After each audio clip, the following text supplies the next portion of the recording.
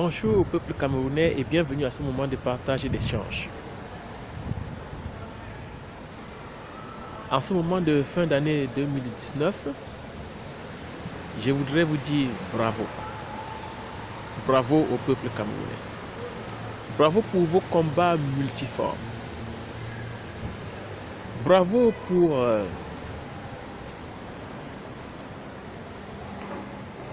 tous les combats que vous avez menés. Chacun à sa façon, chacun dans son couloir. Bravo pour la décision qu'a pris une bonne majorité du peuple camerounais de ne plus se taire, de s'indigner, de s'offusquer, de dire que ça ne va pas au Cameroun. Bravo au peuple camerounais du sud-ouest et du nord-ouest. Bravo aux ambassadeurs qui réclament aujourd'hui leur liberté. Et je vous assure, même si vous ne l'avez pas encore sur les papiers, c'est déjà acquis. Le nord-ouest et le sud-ouest du Cameroun est libre. Bravo pour le reste du Cameroun qui hésite encore, qui ne savent pas encore s'il doit y aller ou pas, qui disent ah non, il faut le vivre ensemble, il faut l'unité nationale, le Cameroun est un et indivisible. Oui, le Cameroun est un et indivisible. On s'aime. Ce n'est pas les paroles qui vont venir nous apprendre à vivre ensemble. Nous vivons déjà ensemble. On se marie entre nous, on vit au quotidien, on partage au quotidien, mais derrière, il y a les politiques qui nous manipulent. Mais sachez-le, la liberté du peuple camerounais dans son entier est déjà acquis.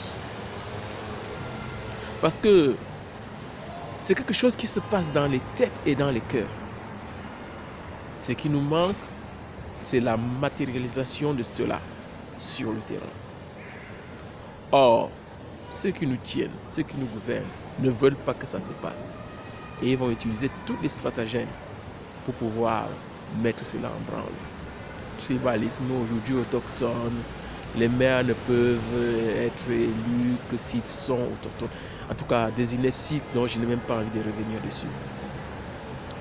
Surtout en ce moment où en France, le pays qui nous tient, qui tient tous ceux qui nous gouvernent, a enlevé, écoutez-moi bien, le mot race dans la constitution de la France. Et ça s'est fait depuis l'année dernière. Donc dans la constitution de la France, le mot race n'existe pas. Il n'existe qu'une seule race humaine, c'est tout. Donc le fait que vous savez, il y a les races noires, les races machin, là, ça ne se dit plus, c'est fini en France, c'est fini. Mais au Cameroun, nous sommes en train de parler du tribalisme et même des autochtones et puis je ne sais même pas de quoi. Il faut savoir que parmi les Camerounais de la diaspora, ceux qui sont partis du Cameroun, il y en a qui sont aujourd'hui des maires en France, des maires en Allemagne, des maires aux États-Unis, des maires au Canada. Et au Cameroun, on nous dit qu'il faut être autochtone. C'est ridicule. Ça n'a même pas de sens. Il ne faut même pas commencer à faire un débat là-dessus. Peuple camerounais, bravo pour tous vos combats. Bravo pour cette lumière qui est en train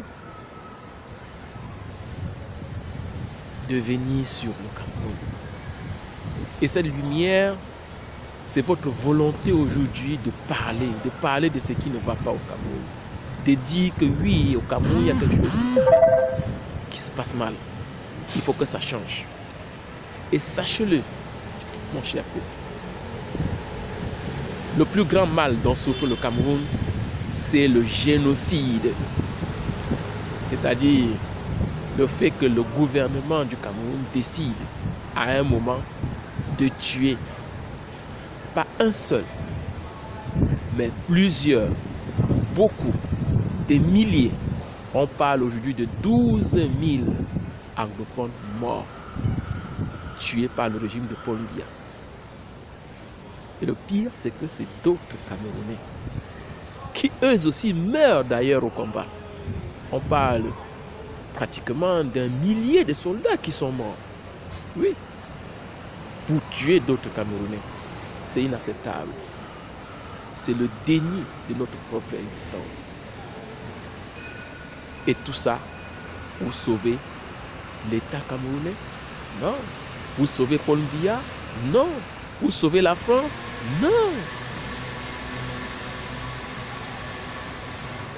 Il n'y a qu'une seule chose qui compte. C'est la dignité de vous et de moi et de lui. La dignité de la vie. C'est pour ça que le génocide est refusé partout au monde. Et il va être refusé aussi au Cameroun. Mais pour que ce soit refusé, il faut qu'on accepte qu'il y a génocide au Cameroun. Il faut qu'on enquête sur le génocide au Cameroun. Et il faut qu'on retrouve les coupables. Et il faut qu'ils soient punis pour que ça ne se répète plus jamais. Croyez-moi, même la France qui est derrière ne sera pas complice du génocidaire. Et le génocidaire au Cameroun aujourd'hui en chef s'appelle Paul Biya. C'est pour cela que je ne veux pas aller très loin. Je vais vous dire, le problème du Cameroun a un nom, Paul Biya. Je sais que ça fait mal. C'est notre président depuis 40 ans. Il est notre grand-père. Il est notre père. Il est le mari de certains d'entre nous. Le papa de certains d'entre nous. Ça fait mal de dire mon papa, mon mari, mon père, mon grand-père, notre président était génocidaire. Oui, c'est le cas, il en est un. Et malheureusement, il faut qu'on l'accepte pour régler définitivement ce dont nous souffrons. À la base, à la source. Parce qu'au fond de nous-mêmes, nous aimons ces messieurs. Sinon, il n'aurait pas été notre président pendant 40 ans. Au fond de nous-mêmes, nous aimons nos enfants, nous aimons nos parents. Sinon, on ne s'attacherait pas autant à notre pays. Mais tant qu'à un moment, on n'a pas pris la décision de dire, il y a un certain comportement, il y a une certaine façon de faire qui ne nous permet plus d'être dignes de notre humanité, rien ne va changer. Or, au Cameroun, justement, c'est pourquoi je vous dis bravo, c'est que vous avez compris cela. Et on est déjà en train de le faire. Mais vous voyez, c'est difficile.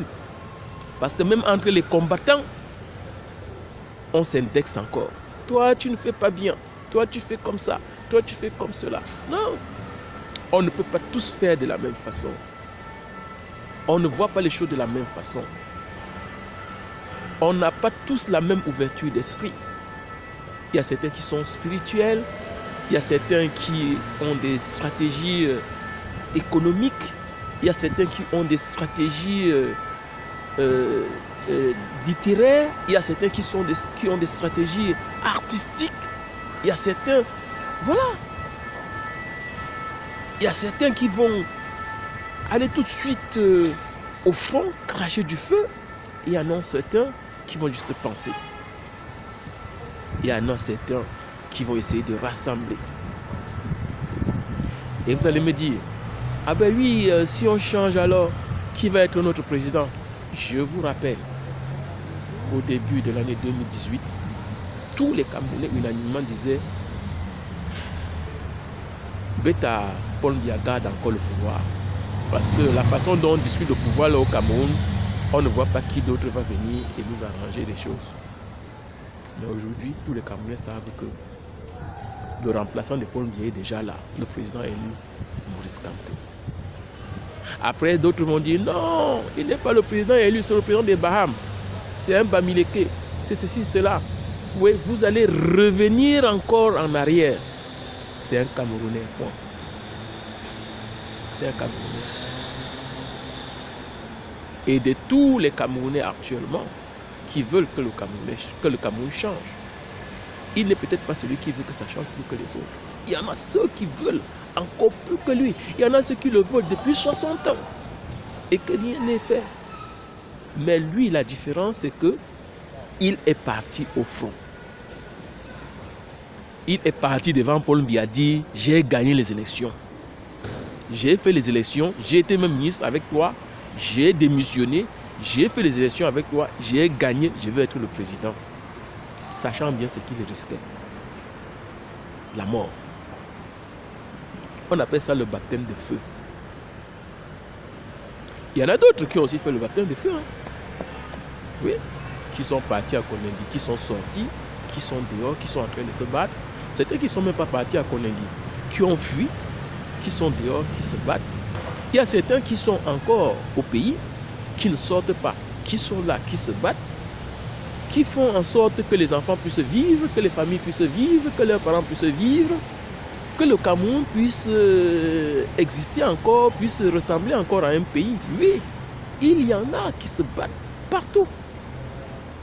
Et puis on sait très bien que quand on se bat au Cameroun, pour pouvoir faire quelque chose à un moment ou à un autre, on va un peu se tremper dans le système. On va un peu être redevable à Paul Biya de quelque chose. Parce que pour finir, il est devenu le président roi Dieu. C'est pour cela même que certains de ses ministres disent de lui qu'il est leur créateur. C'est-à-dire que Paul Biya est devenu le créateur des Camerounais. Comment pouvons-nous tuer notre créateur? Nous ne voulons pas tuer notre créateur. Tant bien qu'il était notre créateur. Et je vais vous le dire, il ne l'est pas. Paul Biya est un Camerounais comme tous les autres. Comme moi, comme vous, comme lui. Paul Biya ne fait que son travail, ce qu'il sait faire. Et ce qu'il sait faire, c'est détester les Camerounais. C'est les rendre malheureux. C'est les manipuler. C'est les torturer. C'est les tuer. Pour rester au pouvoir, comme il l'a appris pour le compte de la France. Au jour d'aujourd'hui, nous sommes tellement au-dessus de cela qu'on n'a même pas envie de s'attaquer à cela. Vous savez pourquoi? Parce que finalement, même la France, c'est rien du tout. Ça ne veut pas dire que la France n'est pas forte. On connaît où se trouve la France. Mais la France, c'est personne. La France, c'est pas Macron. Hein. C'est pas Jean-Yves Le Drian qui était au Cameroun la dernière fois. La France, c'est aussi moi. Oui, la France, c'est aussi vous. La France, c'est une façon de faire. Et cette façon de faire-là, pour le Cameroun aujourd'hui, est en train de faire mal. Et nous devons arrêter ça. La France sait aussi bien faire. Et c'est ça que nous allons demander pour le Cameroun. Et ceux qui le font, ceux qui sont en train de faire souffrir le Cameroun, le font en disant « nous sommes des Camerounais ». Il y a eu des listes qui sont sorties du Cameroun et qui nous sont arrivées ici. Vous pouvez les consulter. La majorité des ministres de Paul Biya sont français. Où est le Cameroun dedans? Où est le Cameroun dedans? D'autres sont même américains, suisses. Où est le Cameroun dedans? Et tous ces ministres, tous ces chefs de service, tous ces patrons, toutes ces personnalités qui dirigent le Cameroun là, leurs enfants sont où? Ils sont pas au Cameroun. Ils sont partout, dans tous ces pays bien, où il fait bon vivre. Alors que ces mêmes personnes font tout pour qu'ils ne puissent pas faire bon vivre au Cameroun, pour que les Camerounais restés au Cameroun ne puissent pas vivre bien. Quand vous êtes resté au Cameroun, est-ce que tous les Camerounais ont un passeport camerounais? Non. Ça coûte cher pour beaucoup. Ils n'imaginent même pas le faire. La moitié des Camerounais, je ne suis pas sûr que la moitié des Camerounais a un passeport camerounais. Certains n'ont même jamais fait de carte d'identité d'ailleurs. Mais ils sont Camerounais. De souche, comme vous dites. Ils sont là. Mais même ceux qui ont les passeports, le passeport ne vaut encore rien. Puisque vos dirigeants, en plus du passeport camerounais, ont des passeports français, américains, suisses, comme je viens de le dire. Parce qu'ils savent que ce sont ces passeports-là qui les protègent mieux. Parce qu'ils savent qu'avec ce passeport-là, le jour où ça va mal se passer au Cameroun, ils vont l'utiliser tout de suite pour fuir. Voilà pourquoi ils l'ont. Sinon, pourquoi le Cameroun qui leur est si cher et qui est si bien, pourquoi doivent-ils laisser ce passeport-là pour aller prendre d'autres passeports?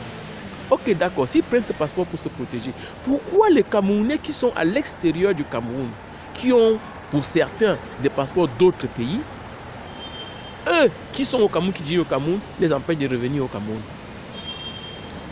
Pourquoi pour venir au Cameroun, ils doivent payer des visas? Ils paient le visa là à qui? À d'autres Français qui sont au Cameroun? Est-ce que vous pouvez un peu comprendre l'absurdité de tout cela? Le système camerounais est pitoyable. Depuis 60 ans, c'est comme ça qu'on nous traite. On veut beaucoup mieux, on vaut beaucoup mieux que ça. C'est pour cela que je m'adresse à vous, peuple camerounais, en disant bravo. Bravo pour la lutte que vous êtes en train de faire. Parce que j'écoute les Camerounais de tous les bords, sur les réseaux sociaux actuellement, comme on le dit, mais aussi au Cameroun, qui s'expriment. J'ai beaucoup apprécié la sortie du chef Biloifa l'autre jour, qui est venu défendre sa position de chef traditionnel de son peuple. Oui, comment un ministre de l'administration territoriale, en la personne d'Atangandji, qui est nommé par le président de la République, qui n'est même pas un élu du peuple, qui est un ancien féman, un ancien brigand, un ancien prisonnier, peut décider comme ça du jour au lendemain de défaire un chef traditionnel. Ce n'est pas le chef traditionnel qu'il est en train de défaire. Hein. Il est en train de défaire nos coutumes, nos traditions, nos cultures, nos valeurs ancestrales. Il est en train de nous enlever tout ce que nous avions, qui nous identifie en tant que fils d'eux. Voilà ce qu'il est en train de faire. Est-ce que c'est acceptable? Sous prétexte que la République est venue inféoder tous ces chefs traditionnels-là comme étant des auxiliaires d'administration. D'ailleurs, le chef EFA a très bien dit, il peut récupérer l'auxiliaire d'administration qu'ils ont bien voulu m'accorder. Mais ils ne peuvent pas toucher au chef traditionnel. Et s'ils veulent remplacer le chef traditionnel, comme j'ai entendu dire, qu'ils trouvent un autre site et qu'ils trouvent le peuple qui va avec. Très bonne réponse. Parce que c'est de ça qu'il est question. Détruire ce que est l'Africain, ce que est le Camerounais. Pour qu'il reste quoi? Rien du tout. Et c'est ça qui explique aussi en profondeur ce qu'ils sont en train de faire au sud-ouest et au nord-ouest. C'est-à-dire aller jusqu'au génocide. Parce que le peuple ne vaut absolument rien. C'est pour cela que tous nos chefs traditionnels sont aujourd'hui inféodés à la République pour aller faire la courbette devant le président roi Dieu et ses valets pour pouvoir continuer encore à exister. Mais nous ne sommes pas fous. Tous ces chefs traditionnels-là, dans nos têtes et dans nos cœurs, c'est un symbolique. Oui, c'est le prix pour avoir la République. Mais ce symbolique-là est plus fort. Sinon, pourquoi les gens vont encore dans les villages prendre des titres de notabilité, danser, faire des fêtes, etc., etc. C'est parce que c'est leur vraie identité. Et vous pouvez imaginer que tous ces chefs-là sont inféodés à quelqu'un qui maltraite ce peuple-là, qui les traite moins bien que des chiens. Cher Camerounais, c'est tout simplement inacceptable.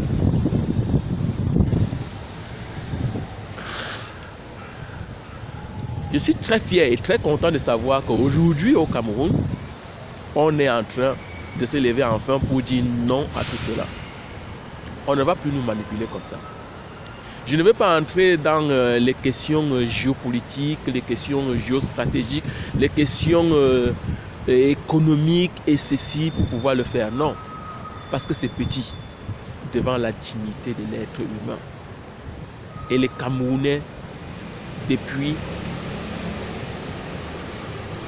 bientôt 2 ans. Et très fortement pendant toute l'année 2019, ont commencé à se battre. Je ne citerai pas les noms ici, mais je respecte votre combat. Parce que n'oubliez pas que le premier combat, c'est juste le fait de s'indigner. C'est juste le fait de demander sa dignité. C'est juste le fait de demander à ce qu'on soit respecté. De respecter sa vie. Ce n'est que ça. Et pour ça, bravo peuple camerounais. Ne croyez pas que votre année, vos combats de toute cette année 2019 étaient vains. Ce fut un des plus beaux moments de ma vie.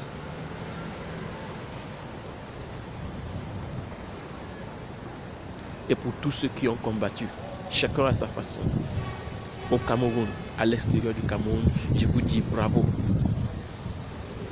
Même au sein du gouvernement de Paul Biya, il y en a qui sont déjà en train de se battre.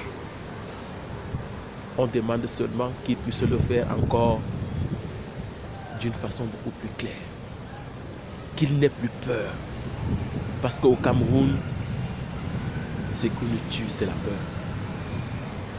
Au Cameroun, nous sommes des oiseaux qui se cachent pour mourir. Arrêtons de nous cacher pour mourir. Arrêtons de faire semblant. Arrêtons de paraître.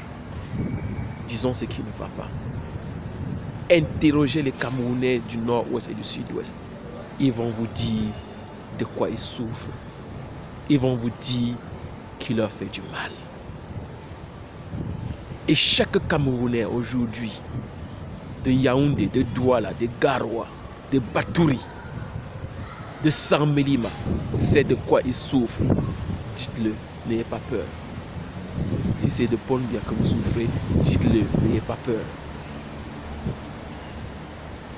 Je ne suis pas en train de vouloir vous dire non, remplacer Paul Biya par Kamto, puisque c'est de Kamto qu'il s'agit aujourd'hui.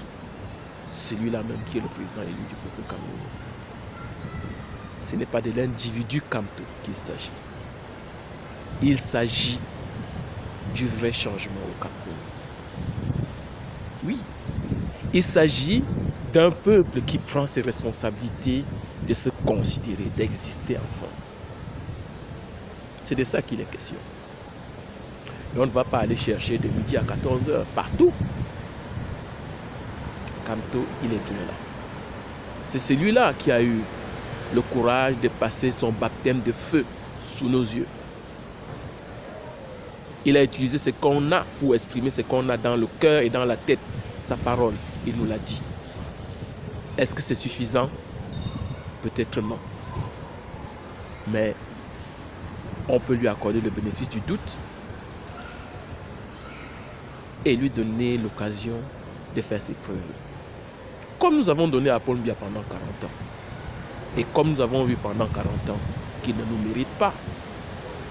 Sinon, comment peut-il, aujourd'hui à plus de 87 ans, presque mourant, rester silencieux par rapport à tout ce qui se passe au Cameroun? Il ne parle pas à son peuple. Il ne parle pas aux patrons des entreprises et des affaires du Cameroun qui peuvent un peu donner du travail aux gens, leur faire avoir une activité. Tout est en train de tomber au Cameroun. Les Camerounais sont en train de mourir. Le président se tait. Et au contraire, quand il veut un peu parler, il court plutôt vers la France. Sauf que les Camerounais ne peuvent pas tous courir aussi vers la France pour aller se cacher, pour aller vivre un peu mieux.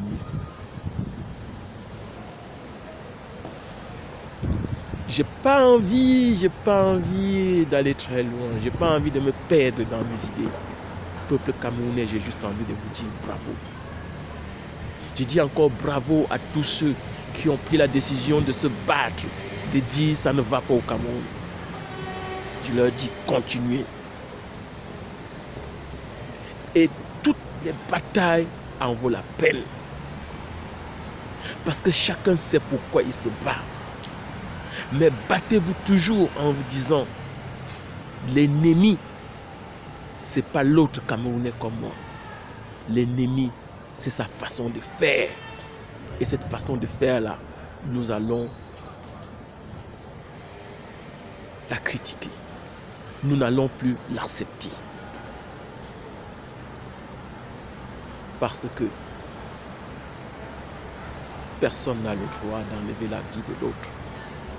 Juste parce que cette personne n'est pas comme vous. Juste parce que cette personne n'a pas pensé, n'a pas dit comme vous. Et c'est ce qui est en train de se passer au Cameroun aujourd'hui. On enlève la vie des Camerounais. Paul Biya tue les Camerounais parce qu'ils ne sont plus d'accord avec lui. Alors qu'on sait très bien que Paul Biya n'a plus rien à nous proposer. Paul Biya n'est qu'un être humain. Ce n'est pas un président, roi Dieu, comme on veut le croire. Et tout Camerounais peut tomber devant Paul Biya. Dites-moi un seul Camerounais qui peut avoir la vie sauve si Paul Biya décide de sa mort. Il n'y a pas un seul. Est-ce normal? C'est pas normal. Et si seulement Paul Biya aimait le Cameroun, si seulement il aimait le Cameroun, peut-être qu'il aime le Cameroun, mais s'il aime le Cameroun, qu'il comprenne que les Camerounais sont en train de souffrir et qu'ils ont envie que lui-là même se repose. Parce qu'il est bien fatigué. Alors, n'oubliez pas, le problème du Cameroun, c'est une seule personne, Paul Biya. Et il ne peut pas être la solution. Donc, quel que soit ce que les Camerounais vont apporter à d'autres Camerounais comme solution, tant qu'ils vont vous dire, ah ouais, asseyez-vous, le président va venir, le président ne va pas venir. Le président va vous écouter, le président ne peut pas vous écouter. Le président va faire ceci, le président ne peut plus rien faire. Le président doit seulement et simplement se reposer et laisser les Camerounais conduire les affaires de la cité camerounaise. Bravo tous les Camerounais pour votre combat. Inutile de vous indexer encore entre vous. Cherchez plutôt le consensus. Battez-vous. Et sachez que vous êtes déjà en train de bien le faire. Le simple fait de le refuser, c'est déjà très bien. Le grand mérite que vous aurez encore demain, ce sera bien sûr votre capacité à fédéraliser, c'est-à-dire à mener ensemble toutes vos façons de voir pour que la majorité de Camerounais puisse en bénéficier. Et aujourd'hui, tous les combats qui ont été faits, je peux vous assurer, sont déjà gagnés. Le nord-ouest et le sud-ouest a déjà gagné. S'il faut que cette région devienne libre et indépendante aujourd'hui, avec son passeport et tout, je suis partant. Parce que c'est des Camerounais. Même si demain, ils ne s'appelleront plus Camerounais, ils s'appelleront Ambazouniens, c'est tout simplement des êtres humains dont j'ai envie de voir vivre heureux sur cette planète Terre. Et si c'est de cette façon-là qu'ils vont vivre mieux, je suis partant. Mais s'il faut qu'on reste encore dans une seule république fédérale, à 2, à 10 États, à 9 États, je ne sais pas à combien d'États, cela m'est égal. Mais pour que le peuple soit considéré. Mais pour moi, il n'est plus question que le Cameroun revienne en arrière. Qu'on puisse vivre comme on a vécu 40 ans avec Paul Biya. C'est terminé. Donc, merci beaucoup, cher peuple camerounais. Vive le combat. Vive la dignité de notre peuple. vivre le respect de la vie. Je vous remercie et à bientôt.